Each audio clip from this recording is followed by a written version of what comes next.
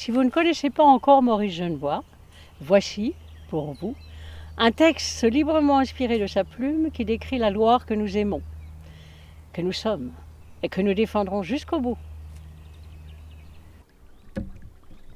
Je ne sais pas ce qu'a la Loire. Elle est drôle. Écoutez-la cogner sous la proue. On croirait de gros cailloux qui passent comme si des myriades de galets fussent montés du fond, soulevés par une force mystérieuse. Serait-ce l'eau ? Lorsqu'elle fait ce bruit-là, c'est signe que la Loire va monter. Nous l'avons entendu souvent cette année, mais jamais comme cette fois-ci. L'eau s'anime, bouillonne dans les mailles de la toile, gonflant sa longue rumeur d'écluse. Pourquoi la Loire me fait-elle peur cette nuit ? Des choses blafardes flottent au fil du courant, pareilles à des bouchons énormes. Les moutons d'écume descendent, toute la Loire en est couverte. Et l'eau est grasse, lourde d'argile. Je crois qu'une grande crue est proche. Je crois que la Loire revient à la raison, car personne ne connaît la Loire. Elle est sauvage, sauvagement libre. Elle se garde et brise toute contrainte, d'où qu'elle vienne. Malheureux hommes, s'ils ont osé la contraindre. Elle ne les aime ni ne les déteste, elle est libre. Lorsqu'elle se bat contre eux et qu'elle leur fait du mal, c'est parce qu'ils ont voulu la contraindre. De l'est à l'ouest, d'un bout du Val à l'autre bout, la rumeur de la Loire s'élève jusqu'aux nuages. Ne sentez-vous pas comme elle est chez elle, comme ce pays lui appartient, que nous croyons être notre pays ? C'est elle qui l'a creusé, largement, d'un coteau à l'autre coteau. Il n'est pas un coin de cette terre qui ne soit ce qu'il est à cause d'elle, pas un coin où elle n'ait coulé, où elle ne coule encore, à plein ciel ou cachée. Rappelez-vous comme elle sinue, comme elle divague, comme elle tient toute la place qu'elle peut. Autrefois, sans doute, elle a béni les forêts de Sologne. Tous les cailloux qui gâtent les terres, au pied de la côte, c'est elle qui les y a laissés en s'en allant. Elle est montée au nord, vers l'autre grande forêt, mais avec quel caprice, quel retour, quelle volonté de rester chez elle, maîtresse de toute l'ample vallée. Laissez le Val derrière vous et marchez vers le sud jusqu'aux acacias du Ruz. Ces mares d'eau limpide qui dorment sous les feuilles, c'est elle. Ces grosses pierres chaotiques dont l'échine luit à travers les ronces, c'est elle. Quittez la route et prenez à travers champs. Ceci est sable, sable de Loire, et ceci est gravier, gravier de Loire. Regardez près de cette métairie, la fosse ronde où les bestiaux s'abreuvent, c'est elle. Et c'est elle encore, ce gouffre ancien envahi d'herbe qui vient de béer sous tes pas. Penche-toi sur le puits dans la cour.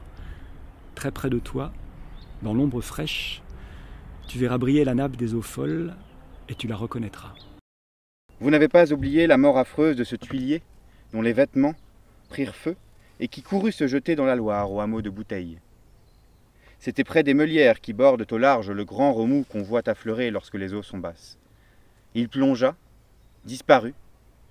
Événements désormais le cherchèrent mariniers et pêcheurs. Le pouvait-il chercher dans l'autre Loire, celle qui s'en va sous terre et qui se cache aux profondeurs du Val ? Ce pays est à elle. Elle le tient jusqu'aux entrailles. De Bouteille jusqu'à Orléans, plus loin encore, elle coule en des cavernes crayeuses, elle y bouillonne au temps des crues, mine leurs parois, ébranle leurs assises. Ces surgeons lourds qui s'étalent à la surface même de ces eaux, c'est elle encore, qui revient à la lumière du ciel, et le tranquille Loiret, si bellement transparent et vert, n'est qu'un sourire de la Loire.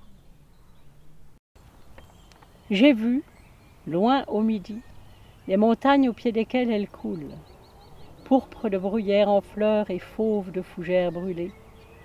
Je l'ai regardée au fond des gorges, écumeuse parmi ces recoins sombres, et si loin à mes pieds que cette frange d'écume bondissante semblait immobile et figée. Je sais qu'elle a grandi dans la peine, qu'elle a frayé sa route, âprement, à travers de rudes contrées. Comment n'aurait-elle pas aimé nos plaines faciles, nos lents coteaux où le soleil s'attarde, et toute cette paisible lumière sur le miroir aplani de ses eaux.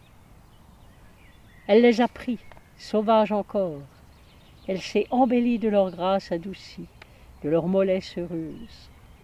Mais sans vouloir s'y abandonner.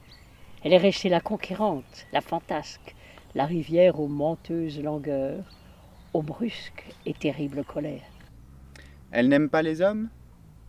Mais pourquoi les hommes la bravent-ils comme ils font? Jour à jour, ils lui volent son domaine. Là où elle coulait hier, ils viennent et sèment leur blé, plantent leurs vignes et construisent leurs maisons, leurs routes et leurs ponts. Ils ramassent l'argile limoneuse, le sable même qu'elle a laissé, les amoncellent sur sa rive et lui disent « Tu ne passeras plus ». Ils songent, les habitants. Nos levées sont hautes et puissantes.